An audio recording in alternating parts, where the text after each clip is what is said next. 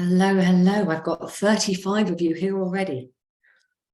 Welcome to today's session. I'm going to just remove the mascara from under my face.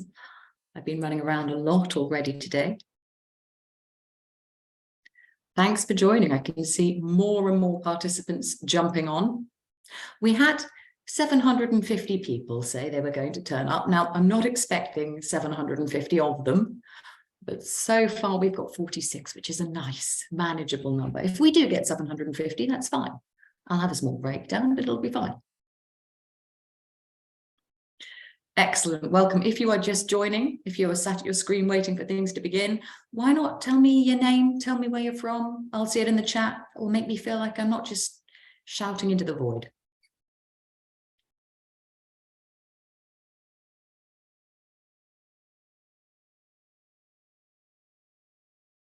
Excellent. We've got a raised hand. Catherine, can you talk to me? Oh, raised hands. Here we go. I need to let you talk, don't I? Hang on. Here we are. You need to also let me be able to chat. Your chat's disabled. No, this is very sad, isn't it? We want everyone. There you are. You can now chat away. Thank you. Rohit, please talk to me. What's going on? How are you? Hi, Susie. It was about the chat as well. Oh, good. That we can't type in. It's all right, Rohit. Perfect. Looking forward. You'd think it was my first time. Welcome, guys. Welcome. Toronto. Us Brits, we do like complaining about how cold things are. I've been doing that a lot this week, but I suspect it's a lot colder in Toronto. Sunny Bristol. Bristol's a lovely place. Brighton's also a lovely place by the sea. We'll just give it one more minute just whilst everyone loads up. Austin from Yorkshire. Fantastic. Windsor. This is a tour of the UK. Hi from Suffolk. I grew up in Suffolk. Nice to see you all.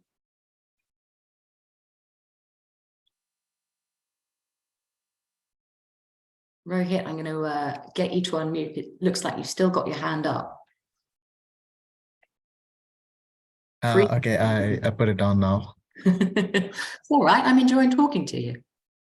I'm going to pull up some slides, guys, just as we get sunny Wales through and Jakarta through. God, it's getting more and more exciting. Excellent. Fantastic. Welcome along, everyone. I'm going to start by telling you all that I pulled up the wrong slides. I'm going to start by telling you all that. Now, I'm going to start by telling you all where I am. I'm in a really strange location, and you Brits will understand what I mean when I say I'm at the O2 Arena. It's a slightly extraordinary place, but I'm going to tell you why as a sort of opener to today's webinar.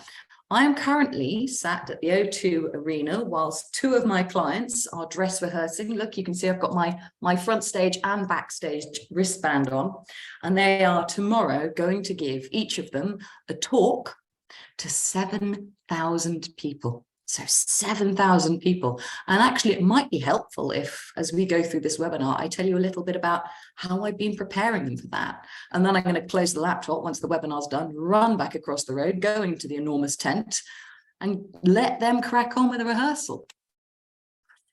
Guy, you're part of that 7,000 people. Okay, good to know. I won't say too much more than I wouldn't want to give the game away. That's exciting. It's looking really good, Guy. You are in for an absolute treat.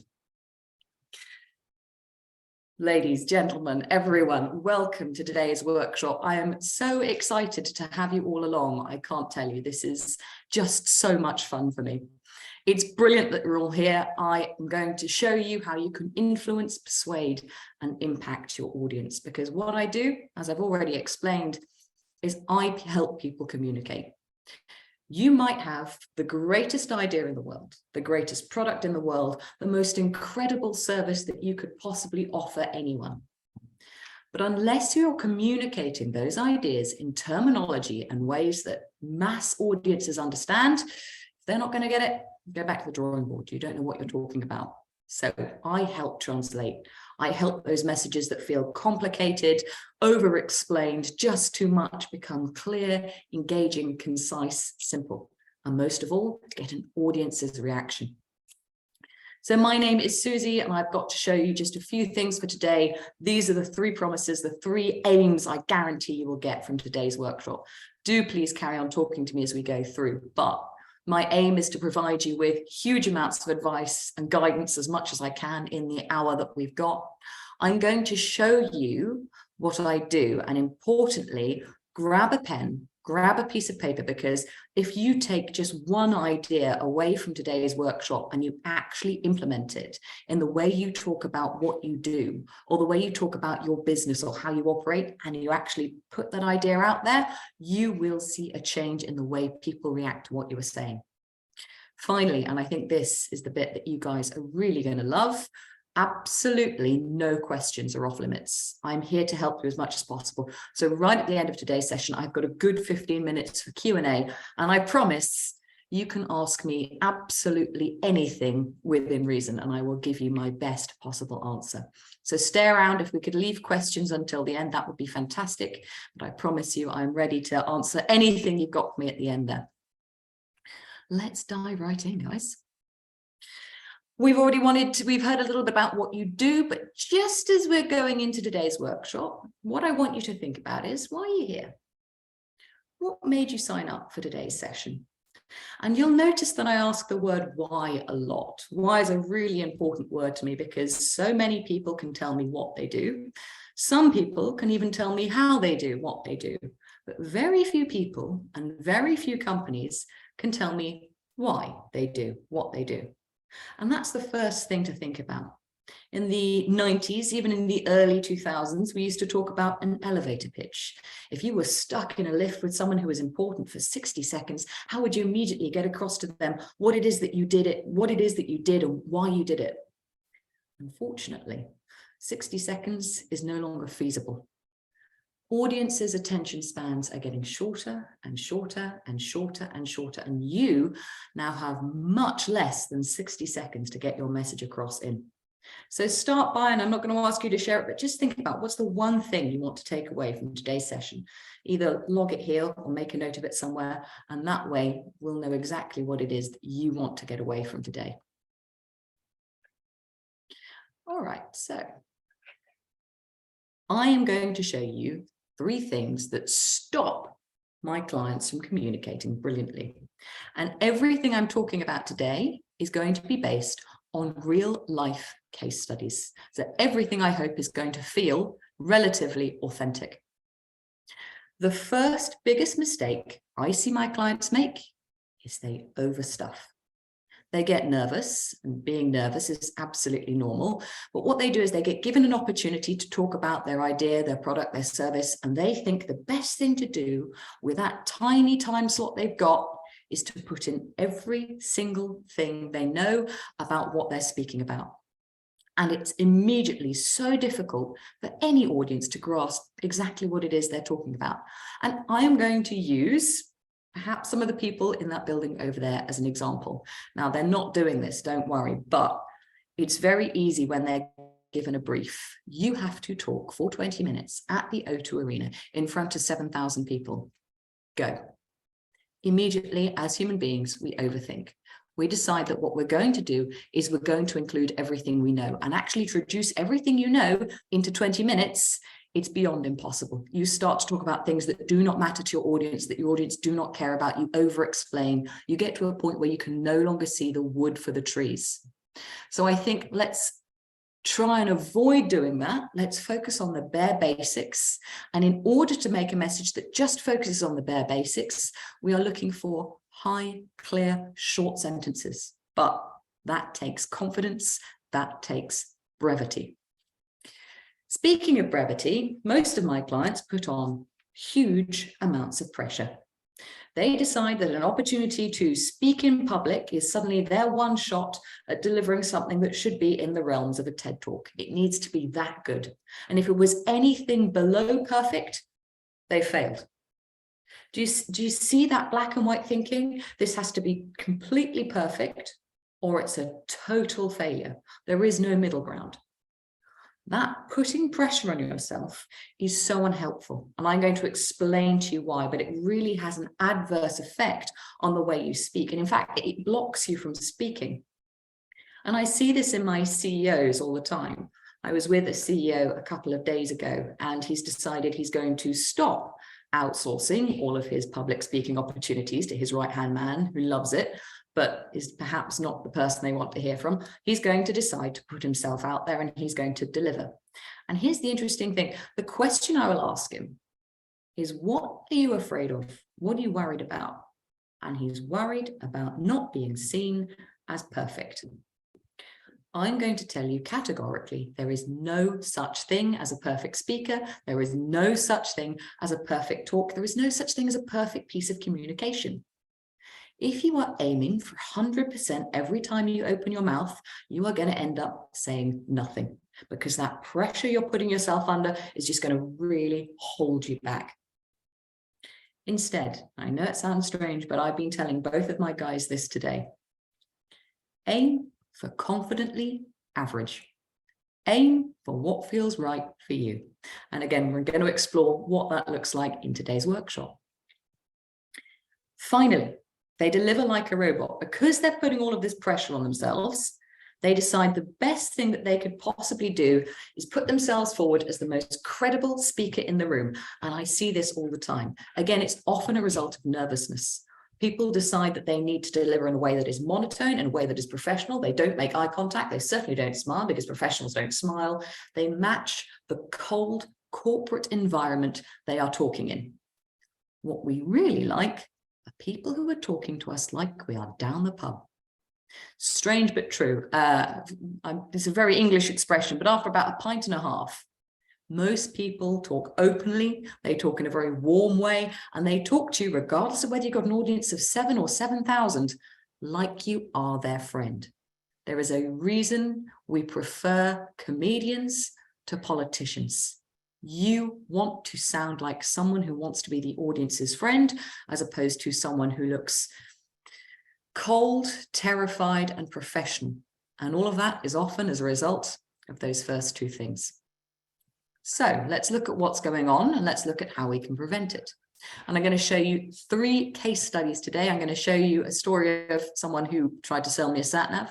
I'm going to talk to you about someone who had a bit of a fear of flying. And I'm going to show you, or rather tell you a little bit about someone who is perhaps frightened of revealing themselves on stage. And I don't mean that in the physical sense.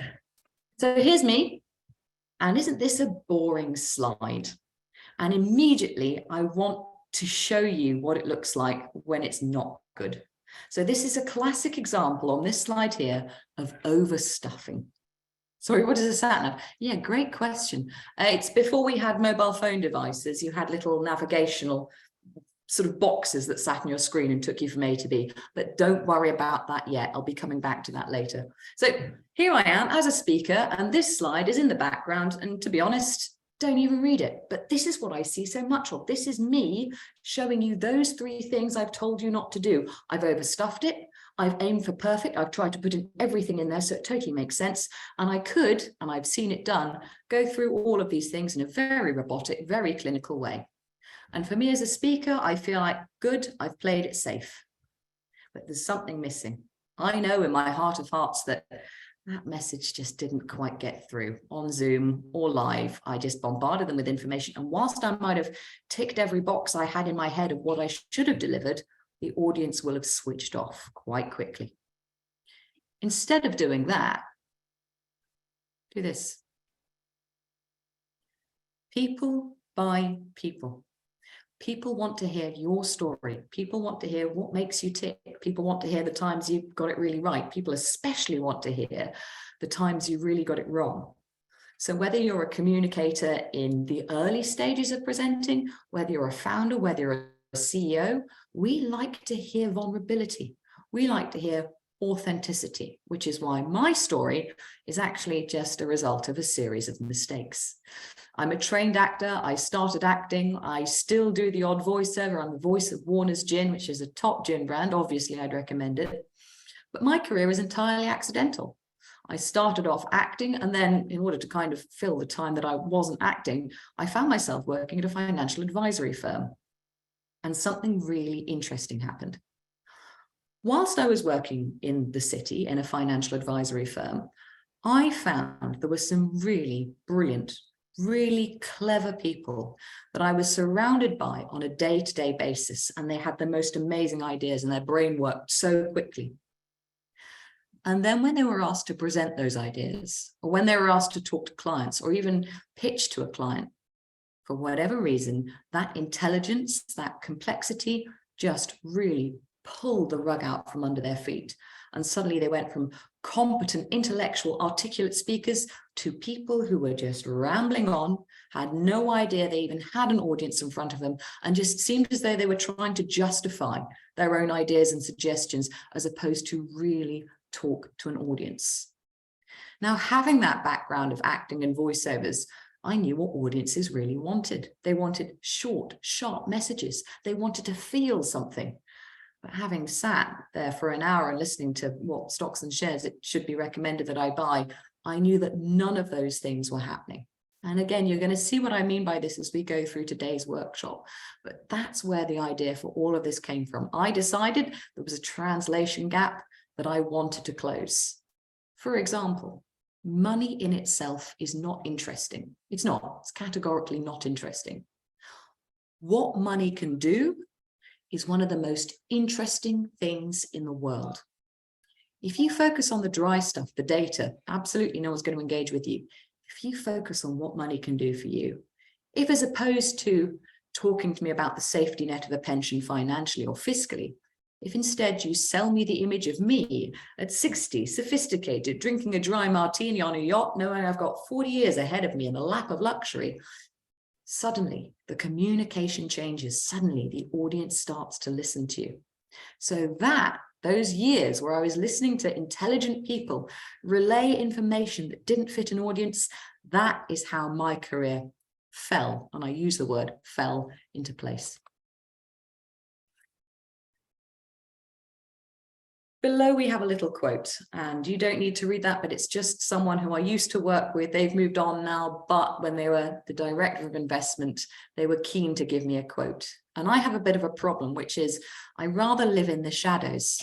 I live in the shadows because no one necessarily wants to admit that their fantastic natural speech they just delivered had a little bit of help. But Rob Gardner is a very good guy, and he was willing to give me a quote that you will see I plaster everywhere now as a result. But this is what I do, and this is what I'm doing at the moment, which is why when I close this computer, I'll be back over at the O2 Arena. My clients have to give a talk. They immediately overthink it. I come in as the external partner. I ask them to step away from the content, step away from the temptation to just tell the audience everything, and focus instead on what your audience wants to hear. Let me give you an example of that. Let's now run in. Before we go in, let's just quickly look at some clients. I just want to pick out a few examples of what it can look like when it doesn't go in the right direction. So you'll see my first client is NATO. NATO need to have clear, organized messages. If they don't have clear, organized messages, then their organization, frankly, fails. If that problem sits at the top, then it filters down, and suddenly the whole organization is talking in messages that are overly complex, difficult to understand, and unengaging to hear. So sometimes I find myself working right at the top, and sometimes I find myself working at middle management. But what you want is a company that is open, willing to talk, and willing to listen to each other. So that was the work I did with NATO. It was quite a long amount of work. It was working with all of their middle management just to make sure they were all talking to each other about the slides should be clear, the information should be clear, the whole thing should be concise. Just because you have been given 40 minutes to deliver a message doesn't mean you have to take 40 minutes to deliver a message. 4 will do. If that's all it takes to get it across, that's it. So that's the sort of advice I found myself giving NATO. I'll give you one more example, just because I was with them only yesterday, in fact. Yesterday, I was with Rolls-Royce. And Rolls-Royce work really well as an example for me. About 3 years, just before COVID, I was called over to work with Rolls-Royce, and they have an office based in Indiana in America. And there's a great story. I hope it's true. I was told this story as an example of where the problem was. Some of the senior shareholders at Rolls-Royce had been given a factory tour, and they'd spoken to some engineers. And again, engineers, extremely bright, extremely analytical, extremely logical guys. The shareholders had done this factory tour. They'd seen various things. They'd had a lovely time. But at the end of the tour, one of them put their hands up and said, I have no idea what we've just seen. Is it a rocket? Is it a plane? Is it a car? What is it? Sometimes what feels so obvious to us is so foreign to the audience. And the temptation is to go straight to the detail and tell them everything without even showing them the bigger picture. So that's the work I do with Rolls-Royce. It's about getting those really bright, really analytical guys to look back on what they're doing as someone who's totally external to it. The result of what I do is you will often see a huge shift in the way your organization talks to each other. In Note, you'll find suddenly a lot of times being saved. In Rolls-Royce, suddenly you'll get a lot more happier shareholders. I think one of my favorite pieces of feedback ever was an internal sort of conference at Rolls-Royce, and I was working with one of the speakers, and after they do their speech, they get feedback. And this guy had been coached by me. He'd done this talk and he wrote to thank me afterwards. And he said, Susie, thank you so much. For the first time, my talk scored higher than the lunch, which I love. Aim for higher than the lunch. So let's get into it. I want you to imagine your communication like this advert here. Just take a while to look at it. This is an advert, if you can believe it, for body wash. Isn't it extraordinary how you have to search for the words body wash? It's cluttered, it's overly complicated, doesn't really give me anything that I can take away from this. It's a rubbish advert. It's a bad piece of communication. And looking at this, you can see that immediately. You can look at this and say, this is a bad piece of communication. This is how most of my clients communicate. They worry about proving their credibility. So what they do is they include everything. They decide they need to tell me the body wash is touch activated fragrance technology, which I don't really care about if I'm going to buy this product. They've given me instructions down the left-hand side, how to use body wash. I already know how to use body wash. Thank you so much. There is so much going on here. It is impossible for me to absorb any kind of message about the product itself at all. And that's exactly what companies and clients do. They decide they need to prove themselves when they communicate. They decide they need to include everything they can possibly offer you. They bombard you with information. They bombard you with choice. When what we really know is the best pieces of communication are simple. They're clear and they're human. And that's the other thing. There's nothing human about this advert. I don't really respond to words like skin-friendly scent bubbles. If I'm honest, I don't really know what that means. It's almost as though they've decided there's a rule book for communication. They're going to tick every rule in the book, make sure they fit everything in. So this, for me, is a bad piece of communication. Let's compare it to something I think is a good piece of communication. Again, I'm just going to give you a few seconds to absorb that. Now, you might have had a bit of a reaction to that, but whether you went, huh, or you have just had an emotional reaction to a body wash. Now, that to me is interesting. Whether you went, doesn't really matter which, you've just had an emotional reaction to a body wash. And again, that's brilliant, but it's something so many of my clients are frightened to do. Talk to me like I'm your friend and I will respond. Talk to me like you have a personality and I will respond. Add in jokes, add in personality, add in humor, add in stories of your personal experience. And I will go, I thought you were better than me, but now I see you're a human being. We're on the same level. You've made me laugh with something that's slightly lowbrow. I'm engaging. The other thing you'll notice in comparison to these two slides is how much cleaner the second one is. And this also doesn't tell you it's a body wash, but that's because you know. That's because you're smart, you're an audience member, and you can see immediately this is an advert for body wash. And you can take this one in like that. This one, you're not even going to take in at all because you look at it for a nanosecond and realize it's just way too much information for you to process. This shower gel, strangely, doesn't need to prove itself to the consumer. You don't need to know the ingredients. You don't need to know it's been tested. You don't need to know it's got special fragrance bubbles. you trust it automatically. And again, that's a risk so many of my clients are not willing to take. I need to beg you to trust me. I need to justify to you, the audience, why you should trust me, why I'm a good guy to listen to. I already trust you. I already trust you. I'm already willing to listen to what you have to say. Now, all I need to know is what you sell. And in fact, this leaves a lot of space for intrigue. Feeling dirty, take a shower gel. It lets me think, but first of all, it engages with me. So I want you to think about that in your company. Do your company tend to overstuff their presentations? Do your company tend to overstuff their communications, full stop?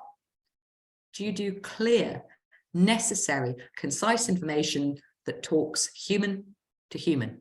If you do, you won't need my services. You don't need this workshop. Get off this call. Go and do something else.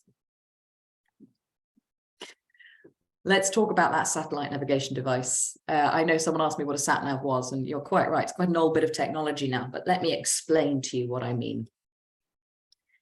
The biggest mistake I see my clients make is exactly that. They try and demonstrate who they are, why they exist, and why anyone should care, and they do that by overstuffing. So the sat nav, as you can see from the picture, used to be just one of those little boxes that sat on a dashboard, and they would tell us navigation. They'd tell us the maps to take. My client, and we're going back maybe 7 years ago or so, my client hadn't come up with groundbreaking product, but they had come up with an algorithm that had a USP. The algorithm they'd come up with had a specific USP, which was it was destined to get you to where you were going 60 to 90 seconds faster than any other vehicle on the road at that time, which wasn't a huge amount of difference at all. If you think about it, 60 to 90 seconds isn't that much, until you realize he was trying to sell this algorithm the emergency service vehicles. So he essentially had a satellite navigation device that, if in the dashboard of a police car or an ambulance, would get that car to wherever it was going 60 to 90 seconds faster than any other vehicle on the road at that time. The trouble was, it was his algorithm. It was his piece of coding. Naturally, and quite rightly, he was very proud of it. He was very attached to it. So what did he do? He proved until he was blue in the face how good his product was. And his pitch sounded a little bit like this. Ladies and gentlemen, this is the C3 4.0 satellite navigation device. It works via a series of satellites that are positioned across the UK. The blue chip data technology, which is located here at the back of the product, will... Too much. It's way too much. And frankly, I don't care. I don't care what your satellite navigation device does. Why? Because you're not talking to me in tangible terms. You're not talking to me in ways that impact me. Let's just stop and think about the audience briefly. Most people believe the audience are out to get them. They're sat there waiting for me to deliver, and they are going to pick me apart. They are waiting for me to mess up so they can confirm any minor belief they might have had about me being not up to scratch. Audiences do not think like that. They don't. At the same time, if I'm honest with you, audiences don't really think positively either. They're not sat there going, oh my goodness, this is going to be the best pitch I've ever seen in my life. Audiences are neutral because they're humans. Humans are mostly, if we're honest, self-involved. They're thinking about what's in this for me. They're thinking about what time should I pick the kids up from school. They're thinking about what should I have for dinner tonight. They're not weighted for or against you. But your job as the speaker is to find something in what you're saying that hooks them in and keeps them engaged. So how do we change this? Really easy. We asked ourselves that question that I talked about first thing today. Why? Why does this product exist? Why does it matter? Why should anyone in the audience care about it? And eventually, after the fifth why, you hit on something that works and you go, I know exactly what it is. It's this. This saves lives. This product saves lives. This product has the potential to save a life. Once you have the why, once you have the reason your audience should care about it, you're good to go. We took this and we thought about adding a case study. Why a case study? Because humans love storytelling. Took us, if I'm honest with you, 10 minutes to find a story. We rewrite the pitch. It now starts like this. Ladies and gentlemen, on the 4th of April, 2004, Annie Lowe was playing outside her house when she was knocked down by a car. The paramedics that arrived on the scene predicted that had they been there just 1 minute earlier, Annie would have had a 90% chance of survival. Ladies and gentlemen, my product saves lives. And at that point, you can drop the product, drop the microphone, because suddenly everyone in that auditorium understands what your product does for them. You've put it in tangible storytelling terms. And as you can imagine, suddenly people started to actually buy his algorithm. People started to buy his piece of coding. People started to understand the genius of what he'd done without understanding how it worked. Stop explaining to potential clients how things work unless they ask you for that. People want to know, what's in this for me? What do I get from this? So his algorithm starts to sell. He understands how he's got to pitch, and suddenly he is one of our highest impact presenters, and he is still out there, and he is still telling stories, and he has never, ever, ever forgotten to focus on the one thing the audience cares about. Why should I be interested in what you have to say? Answer that question first and foremost. Let's look at that other thing that holds my clients back. What holds them back is this. This is the golden rule. If you're not preparing, if you're not practicing, if you're not getting ready to deliver, you're going to find you feel horrible about presenting. And it's not just you. Everyone in your company is going to feel horrible about presenting. And I'm not going to name this client, but they were a bank, a European bank, and they had a problem. They expected their employees to deliver presentations. And instead of being positive about the way they presented, instead of letting them prepare, instead of practicing, instead of giving them feedback on their performance, they had a Dragon's Den style setup whereby their senior guys would come in, present something, and then they'd be torn apart. They wouldn't have any prep time. They wouldn't have any practice time. It was really like being called into the headmaster's office. This bred a culture of fear in that company like nothing I have ever seen. If you are in charge of people within your organization and you know there is a resistance to public speaking or presenting, what you need to do is get them to feel relaxed. Give them time to prepare, brief them, give them time to practice, and then when they perform, focus on what went right, as opposed to tearing them down for every little thing that went wrong. Practicing, by the way, is my #1 tip in the book. If you want to sound good, you don't need to hire someone like me to practice. You can do this on your own by recording yourself, listening to yourself back, recording to yourself, listening to yourself back. But don't give yourself a good hard kicking for all the bits you didn't like. Focus on what you did like. Focus on the bits that you think went really well. A great quote here. It costs a lot of money to look this cheap, said Dolly Parton. The same thing is true of the people I work with. You don't want to look when you're presenting at the O2 Arena like you're presenting at the O2 Arena. You don't look like Tony Robbins. You want to look like you, but you want to look relaxed, you want to look natural, you want to look engaged. And in order to do that, you have to put in so much prep time, so much practice time. This stuff doesn't just happen overnight. You have to really work to make it look natural and as though you just woke up one morning, rolled out of bed, got on stage and delivered something really mind-blowing.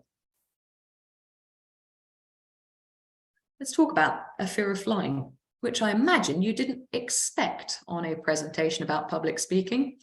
But think to yourself for a moment, imagine if you have a friend perhaps who has a fear of flying. Let's just get into their headspace for a moment. Let's just explore what that might look like. And before we go into that, I'm going to give you one fact, and the fact is this. Often, whenever they do a survey, it is found that public speaking is the #1 fear in the world. The second biggest phobia in the world is death. Again, let that sink in. The #1 phobia in the world is public speaking. The #2 phobia in the world is death. If you or your team find yourself saying, I would rather die than present next month's sales figures, you are not alone. In fact, that is statistically correct. put that on one side and think about somebody who might have a fear of flying. And in doing this, I want to show you the mindset of that fear. I'm going to see if I can just show off some technical skills now and get out my laser pointer. In this large circle here, put and I've got a friend who's terrified of flying, so I'll use them as an example. And you would think perhaps someone who had a fear of flying might have experienced a traumatic experience on an airplane. It might have been very logical to say that they'd had something go wrong once on a flight. You'd be incorrect. Nothing has ever happened to him. In fact, every single time he's gotten on an airplane, it's taken off and landed successfully. I don't know about you, but that's how I define a successful plane journey. So in this large circle here, let's imagine is every single flight he has ever been on. And every single one of those flights we know, based on evidence, is absolutely fine. In this circle here, let's talk about those flights that were better than fine. Because sometimes he's gotten on an airplane. It has been the smoothest flight of his life. He's had a little bit of an upgrade because he's quite clever like that. He gets a little bit of an upgrade. So he's flown in business or higher than business and had an above average experience of flying. So all the evidence he has suggests the flight is either going to be fine or better than fine.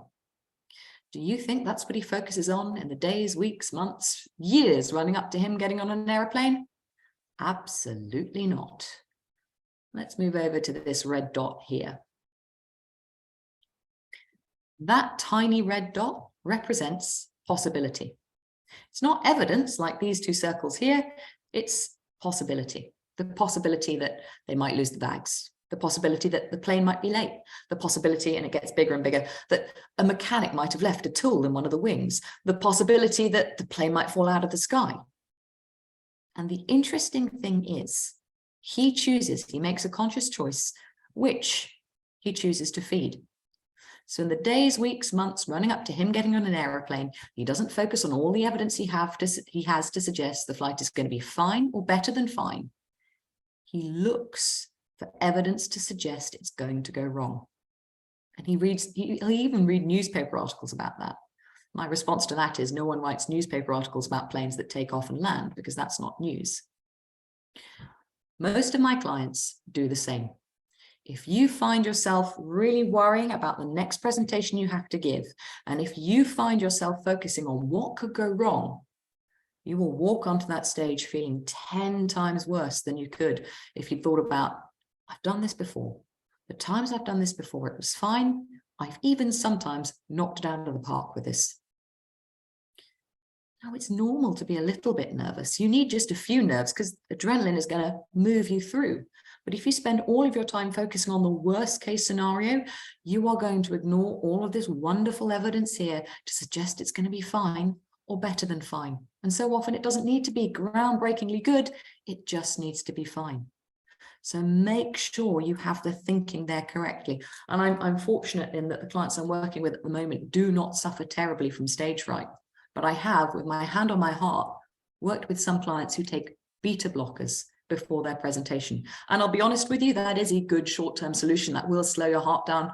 But in the long term, that's a terrible idea. I will talk you into the mindset. And I have taken people from, I hate going on stage, I will not do it, to, do you know what? Let's try it. I'm going to be brave. I'm going to see what happens. I've done it. The sun has still risen on the next morning. The sky hasn't fallen in. It was fine. And for them, that is a huge achievement. And a company that is full of people who are willing to go, do you know what? This doesn't have to be groundbreaking. It just has to be fine. I've done it. I've got some good feedback. I'm feeling confident about communicating. They're the guys that are going to get this right again and again and again. And they're the companies that are going to see not just fantastic internal communication, but fantastic external communication as well, because they're suddenly able to tell everyone they know outside of the job they do, why they do the job they do, what their raison d'etre is, and people are going to start to take notice of that. Last little section, we're running through it, guys. Stop sounding like a robot. Please, please. No one wants to listen to a politician. Everyone loves comedians. Why? Comedians don't prove themselves to us. Comedians stand up there. They tell us a few stories about how bad their day has been, what's gone wrong for them recently, and we absolutely love it. Politicians, on the other hand, speak to us in a very stiff, very corporate way. They share nothing with us. We know nothing of them. They seem practically without human emotion, and they tell us what we should be doing. And most of them are doing it themselves. So it comes across as very hypocritical. Stop sounding like a politician, make some jokes, be vulnerable, be self-deprecating. Really good TED Talks are not perfect. They have mistakes, they have stumbles, they have people telling you stories that seemingly are incidental. They're not incidental, they're very carefully planned. But that's the sort of communication we like. Case studies, stories, human experience. And if you do that, you are going to sound more like the two cars on that side than the superhighway on the other side. Why? Good communication speaks to the audience, it focuses on what they want to hear, and it has a couple of stories.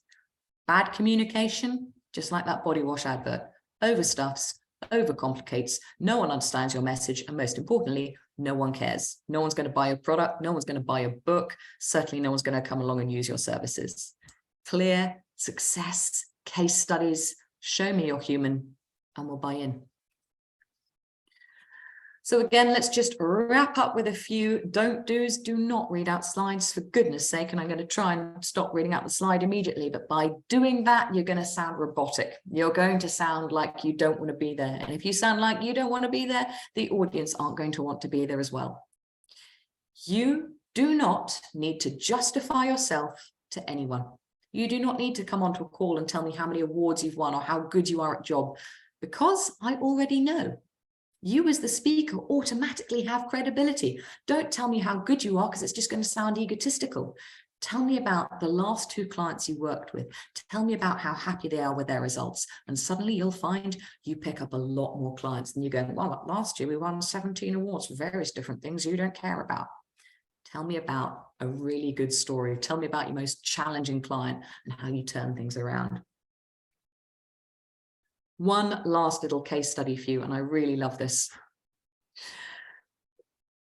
I have a brilliant example in the same room of another financial advisory service going back to those years. And it was a good event for a financial service firm.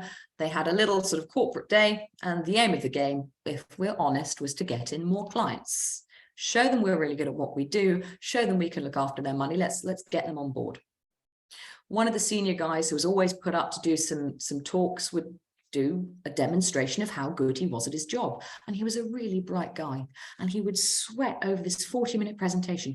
He would show you what was going up. He would show you what was going down. He would show you what he would recommend, how he picks, how he makes choices, how he does stock selection. And he'd do this data, stats, graphs, scripts, statistics. Nothing ever went wrong, but nothing ever went right. He would leave that room with maybe 1, 2 inquiries. His boss, the CEO of that company, would stand up and tell these same 2 golfing jokes I have heard for the past 5 years. And then he'd say something along the lines of, this is how I have been enjoying my retirement. This is how I want you to enjoy your retirement. And here's one client story of how we really turned someone's life around. It took him 5, max 6 minutes, and he'd leave that room with 8 inquiries. Why? Because he's doing all of those things I recommend you do. He's keeping it clean, he's keeping it clear. Why talk for 60 minutes when you can get your message across in 6?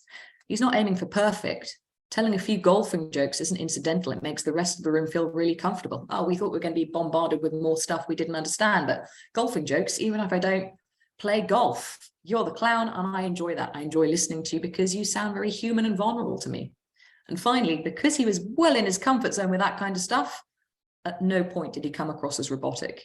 He'd roll up with his hand in his pocket and talk to the audience like he was down the pub with them, and there were 6 of them, and they'd all drank about 1.5 pints at that point.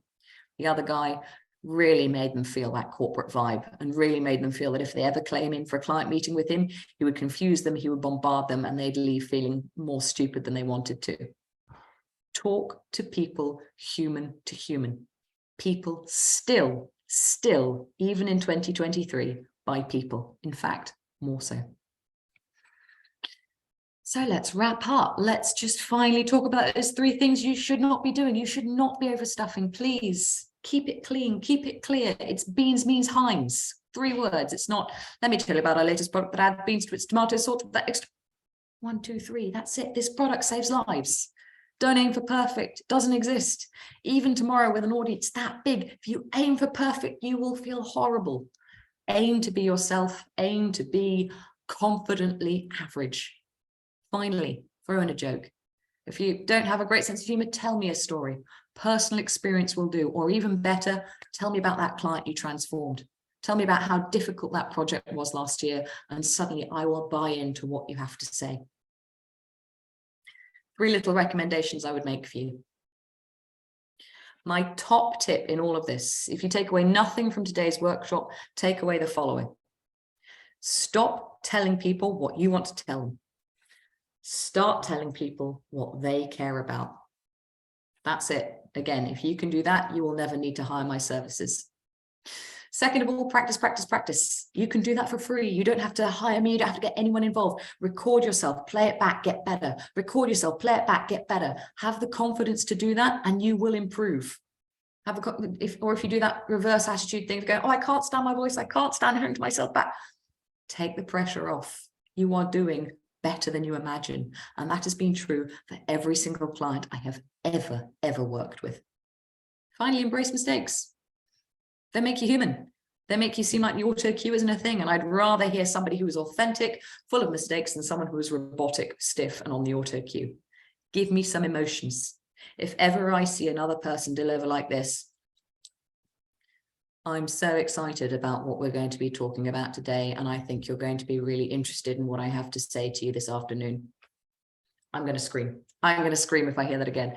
If you're not excited, why should the audience be excited? If you're not happy, why should the audience be happy? If you do nothing else, show some emotions when you talk about the service, the product, the ideas that you have, and I will get excited off the back of that. Don't believe me? Look at a room when one person yawns, and then watch everyone else do the same. You as the speaker have the power to transfer emotions, and that is not something that is tapped into enough. Finally, enroll yourself in the Speak to Impact Academy. You have come along to today's session. We're about to jump into some Q&A, but you have some options. If you want to do more of this stuff, if you think this is what you want to hear, if you want to go from someone who cannot talk about their product to someone who people want to learn more about what you have to say, come and have some one-on-one sessions with me.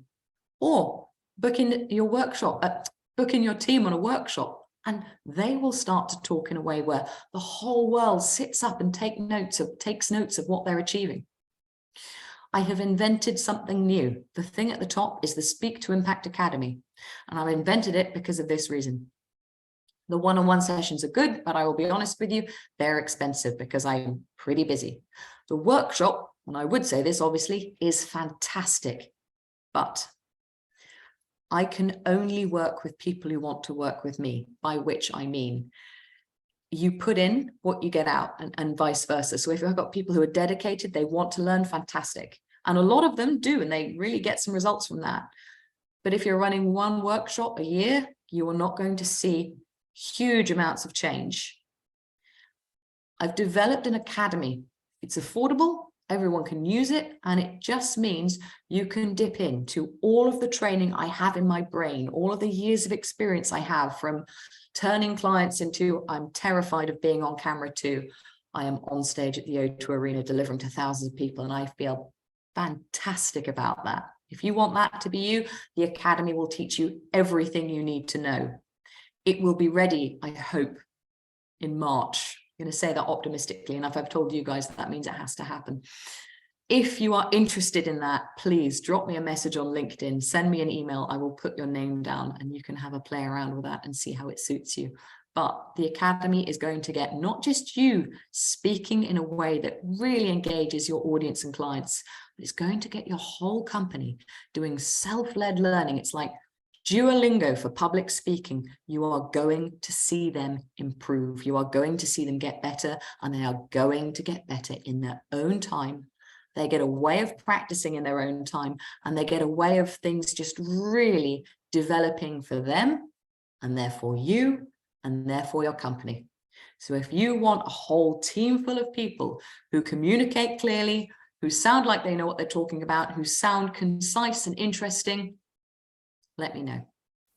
That is going to be it. We now reach the most interesting part of today's presentation, when I will literally answer any question. My goodness, we've got 136 people on the call. Good, welcome to every single one of you. I don't know if I have time to answer 136 questions, but I do have time to answer some. So what are your questions? Type in the chat box and I will get back to you.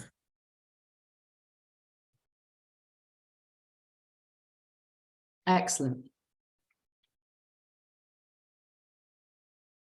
Okay, how to speak confidently when you are in a high pressure situation. Rosemary, the Academy is for both individuals and teams. It's like Duolingo, a public speaker in your back pocket. I'm just going to come back to the first one. Confidence is a trick. Confidence is fake it to make it, but fake it to make it to become it. What do I mean by that? Let's say you're about to go on stage at the O2 Arena and you're not feeling confident. In fact, you are feeling terrified. You are feeling really nervous and like you want the ground to swallow you whole. Bizarrely, that is an unhelpful but totally normal feeling. But you want to look confident. So what do? You have to pretend to be confident. And be really specific in that. Really think about, what does the most confident version of me look like? How does the body language come from me? How do I walk into the room looking confident? How do I smile? How do I engage with the audience? Then all you have to do is fake it to make it to become it, because the more confident you pretend to be, the more confident the audience will see you as being. And that strange feeling of the audience buying into you feeds back to you. And suddenly you feel like that confident version of you that you're faking a little bit was exactly who you were all along. Fake it to make it to become it. Any other questions? Ah, yes, brain fog. If you're worried about brain fog, and it's a very common thing. Hi, Sarah, we know you. Brain fog happens. Couple of things there. The cause of brain fog is speed. If you get brain fog, you are going too quickly. The adrenaline has descended. You've just got mist going on.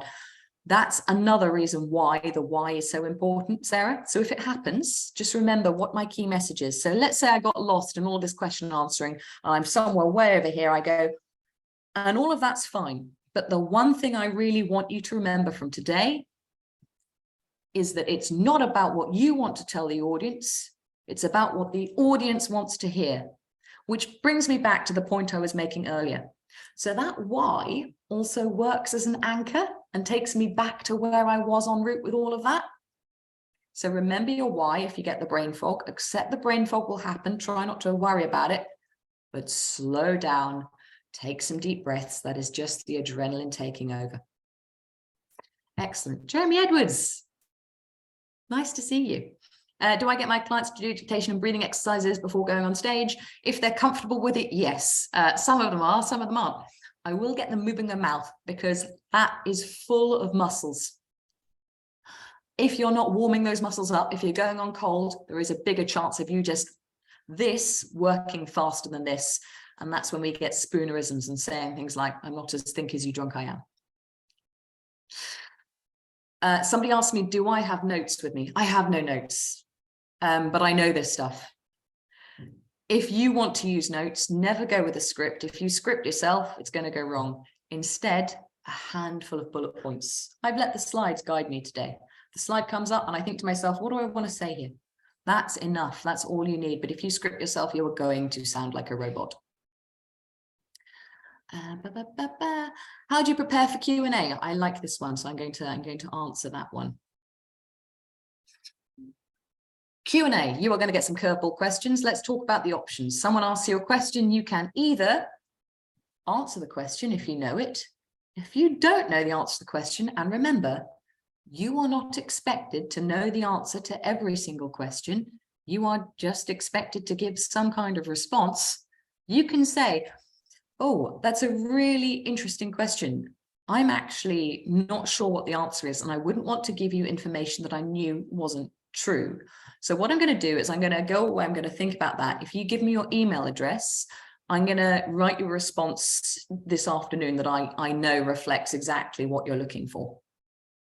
And you see, in saying that, I haven't lost any credibility. In fact, I've enhanced my credibility. I've gone up in your estimations. So that's a really good way of just going, yeah, I don't know the answer to that one, and I'm not expected to. I'll get back to you. There is absolutely nothing wrong with that at all. Or perhaps there's a colleague who's in a better place to answer the question for you. That's a fantastic question, but I wouldn't want to talk over my colleague, Sarah, who's just the expert in her field on this. So Sarah, if it's okay with you, I think that's a better question for you. Again, your credibility increases because you're not pretending to be something you're not. Excellent. We've got another one. Best tips to remove ums and ers and stumbling over words. Sarah, don't worry about it. Don't worry about it. How many times have I got my words wrong in this session? Quite a few. The practical solution to that is to slow down. If that's happening a lot, that is just you going too quickly whilst being under-rehearsed or under-practiced. But if you spend your entire presentation worrying about umming and erring and stumbling, it's a self-perpetuating problem. It's going to get worse. Ums, ers, they actually just make us sound natural. They actually make us sound authentic. So don't worry about it. How important is gesticulation to make your point? I gesticulate, I'm a natural gesticulator. To be honest, George, you should be doing a little bit just to remind the audience that you're a human being, particularly if you're on Zoom. I'm exaggerating a little bit now, but you see what I'm doing. Just to remind them that you are there in the flesh and you're human. It's a good way of connecting person to person. If you stand and you freeze and you do not move, it just gets a little bit dull. At the same time, do not jazz hands it just because a speaking coach told you to move. Everything you do to be a good speaker should feel natural. It just should be an accurate representation of you in a relaxed environment like the pub. I very rarely see too much gesticulation going on. If I do, it's more of a tick, it's repetitive. So I will never tell a client they're gesticulating too much unless they're doing something that just repeats and repeats and repeats, and that's just going to drive your audience crazy. So if you're a natural gesticulator, let that fly. I really like how that looks. Jazz says, if you've got a last minute presentation coming up and you don't have enough time to prepare, how do you recommend working around that? Jazz, great question. Here's your answer. Grab a piece of paper, grab a pen, answer the following two questions. Why? Why am I here? Why should the audience care? Why does this matter? Second question, if I could boil this presentation down to one sentence only, what would I want that one sentence to be? How do I now add in two to three case studies that prove those 2 points? That is how I would prepare a good presentation in 5 minutes. Good luck. I've got time for one more question. This is a really interesting question, so I'm going to just really stuff my way through that as a final note. May I ask if there is a different approach for men and women to express confidence? Sometimes women making the same joke as a woman comes across as inappropriate due to prejudice. Keep it neutral. Keep it neutral. Make jokes, but know where the line is, you know? Brits have a very self-deprecating sense of humor, so we often use ourselves as the point of the joke, which is a really good way of doing it, actually. Keep it light, keep it humorous. Body language is important. You both want to look the same. I mean, you're never going to copy each other exactly, but to give you an example, I sometimes in a boardroom might see that. It tends to be more male, it tends to be a little bit more confident. Don't do that. Equally, sometimes you'll see women just put the weight from one side to another and now I look girly and underconfident and shy. Don't do that either. Both men, both women need good, neutral body language, and you need material they feel comfortable with. So don't worry about what the other side are doing. Just work on what you want to do and what you want to deliver. I hope that makes sense.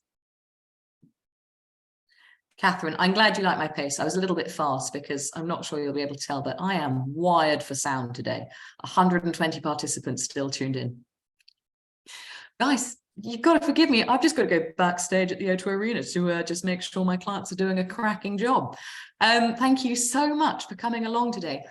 Please, I really cannot stress enough how much I think you would all enjoy the Academy. It is affordable. I've designed it to be affordable because I really care about good communication. Thank you so much for your time. If you have any questions, you can add me on LinkedIn. I will always get back to anyone who asks me a question on LinkedIn. It might not be immediately, but I will get back to you. And if you're interested in the Academy, I think we are going to transform individuals and companies, and I can't wait.